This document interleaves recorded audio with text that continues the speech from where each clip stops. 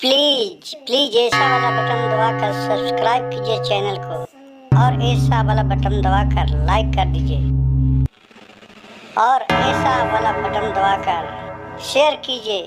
आपका एक शेयर हमारे लिए बहुत मायने रखता है।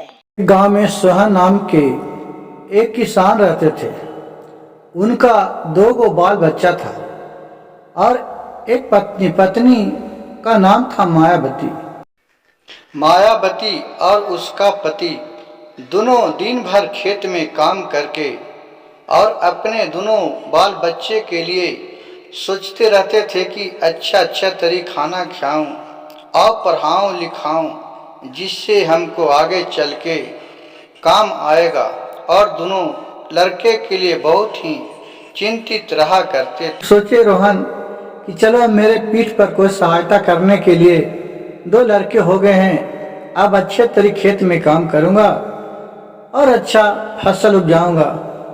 लेकिन उनका दोनों लड़के बहुत ही कामचोर थे, बहुत आलसी थे। कोई भी काम करने के लिए अगर सोहन बोल दिया तो उसका बेटा बोलता था कि जाइए ना पापा, कर दूंगा ना हम। माँ बोलती थी, कहती थी कि जाओ ना माँ, मैं कर दूंगा ना।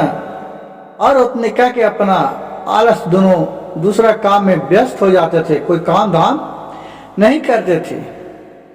मायावती बहुत ही परेशान थी। वो नित्य दिन सुबह उठकर कहते थे, हे भोलेनाथ, हे शिव शंभु, ये दोनों के कम से कम अकल दीजिए कि ताकि पिता के कांधा पर सहारा बने। हे शिव गुरु के रात दिन मनाते रहती थी जो मायावती थी। सोचती थी कि मेरे 2 लड़के सियान हो गए हैं, अच्छा तरीका करेंगे तो कुछ खाने पीने के लिए अधिक उपजेगा, क्योंकि बेचारी बहुत ही गरीब थे और जो भी कमाते थे वो अपना खा पी के बराबर हो जाता था। उसी करते करते सोहन को बुढ़ारी का समय आ गया। एक दिन उसका तबीयत दब हो गया, खट पारू हो गए। वो अपने मायावती पत्नी से बोले, सोहन कि हे जी सुनते हैं, जाइए न तनी 2 बच्चे हैं, वो दोनों बच्चे को बुला के ले लाइए। मायावती गई और वो अपने बच्चे से बोली कि बेटा चलो, तुम्हारे पापा का तबीयत बहुत कस के खराब है। बेटा आए और अपने पिता से बोले, क्या हो गया पिताजी, क्या कहते हैं? सोहन बोला कि बाबू, मैं अपने जीवन भर में जो भी कमाया है, जो भी धन बचा के रखा है, वो खेत के नीचे मैं गाड़ दिया हूं। अब हमको लग रहा है कि मैं नहीं बचूंगा। जब मैं मर जाऊंगा, कम से कम दोनों बेटा मिलके उस गड़ा हुआ धन को निकाल लाना, जिससे तुमको आगे चल के परवरिश होगा और दुख का सामना करने से को मिलेगा और उस पैसा कौड़ी होगा। और इतना कहकर 2 दिन में उसका जो सोहन थे वो मर गए। मायावती बेचारी बहुत रोने बिलखने लगी, किसी तरह अपना गुजर बसर कर रही थी। वो दोनों लड़के को पिता के बात को याद आया। बोला कि भैया चलिए, पिताजी को काम काज कर लिए हैं। बोले थे कि वो खेत में धन जो मैं कमा के रखा हूं वो खेत में गाड़ दिया हूं, चलिए हम लोग उसको कबार के लाते हैं, आगे के लिए खाने पीने के लिए होगा और माँ को भी बचेगा तो कुछ उसमें से दे देंगे। कहा कि ठीक है। दोनों भाई अपना चपार लिया और खेत कोड़ने के लिए चला गया।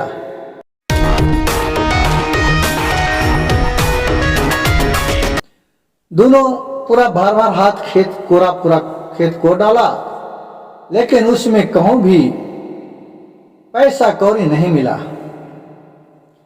फिर 2 दिन के बाद आए अपने मायावती माँ से बोली कि माँ, पिताजी ने तो बोले थे कि उस खेत में मैं धन गाड़ दिया हूं, लेकिन उसमें तो कुछ भी नहीं निकला।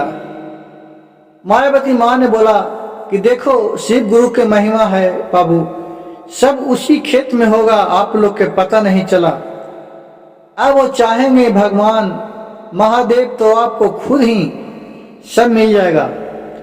अब एक काम करो, जब खेत तू कोर ही दिया है तो उसमें तुम फसल लगा दो, जाके नहीं तो मकई लगा दो। दोनों भाई सोचा कि ठीक ही मम्मी कह रही है, जब खेत कोर ही दिया हूं तो इसमें अब मकई लगा देता हूं। वो दोनों जाके पूरे खेत में मकई लगा दिया और पटवन किया। मकई उसको जब तैयार हुआ तो इतना बड़ा बड़ा बाल दिया, एक एक पेड़ में 3 बार 4 बार, बहुत एक एक हाथ के बाल हुआ। और उसको खेत में से तोड़ के उन लोग सोचा कि चलो भैया अब इसको बाजार में बेच देते हैं। दोनों भाई मिल के और जाकर बाजार में बेचा, जिससे उसका 4 गुना दाम मिला। फिर वो आके पैसे अपने माँ को दिया और बोला कि माँ, हम लोग का तो मकई सबसे महंगा बिक रहा है और बहुत पैसा हुआ, लीजिए माँ ये आप रखिए। माँ ने बोला कि देखो पिताजी आपको ही सिखाते थे कि बेटे परिश्रम करते जाओ, परिश्रम का फल मीठा होता है। इस कहानी से हमें यह सीख मिलता है कि परिश्रम का फल मीठा होता है, परिश्रम से हमको हटना नहीं चाहिए। मेरा वीडियो अच्छा लगे तो चैनल को सब्सक्राइब कीजिए, लाइक कीजिए और शेयर कीजिए, और फेसबुक पेज कहानियों की कहानी को फॉलो कीजिए।